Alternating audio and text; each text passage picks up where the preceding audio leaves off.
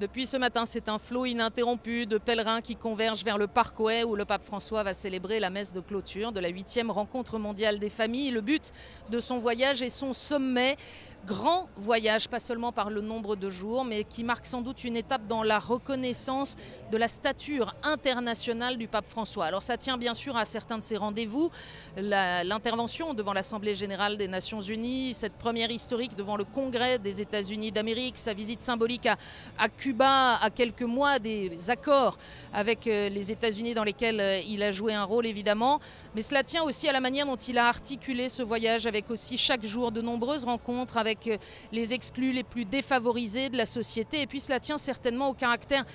incisif, complexe et nuancé de son propos, peut-être dû à la liberté de parole qu'il a eue en s'exprimant principalement dans sa langue maternelle, l'espagnol.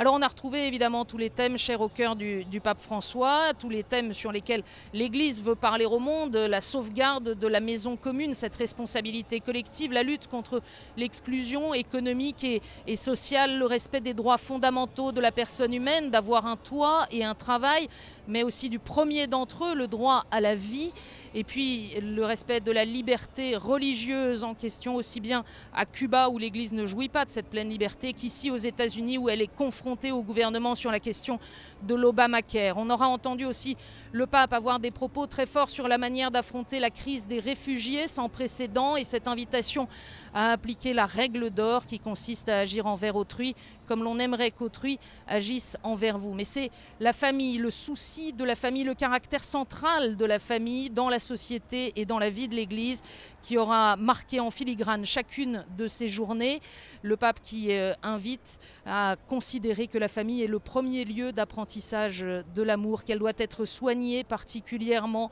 Le pape qui invite les pasteurs à veiller à la préparation au mariage, à perdre du temps pour accompagner les familles. Puis dans un registre plus sombre, le pape qui dit aussi, avec des mots très forts, la responsabilité de l'Église dans les crimes de pédophilie qui ici ont particulièrement secoué l'Église. En somme, le message de François, c'est que l'espérance est possible. Il est venu en pèlerin de la paix, en pèlerin de la charité, dire à tous les hommes et femmes de bonne volonté qu'il est possible ensemble de changer le monde. Il est venu dire à l'Église qu'elle porte une responsabilité particulière, prêtres et laïcs ensemble pour se mettre vraiment dans une démarche missionnaire pour annoncer cette bonne nouvelle de l'Évangile et puis dire à chacun des disciples du Christ venus l'écouter qu'en vertu de leur baptême, ils sont porteurs de cette mission de témoigner de l'amour miséricordieux du Père qui fait dire que les erreurs, les faux pas, les illusions trompeuses n'ont pas le dernier mot dans la vie des personnes.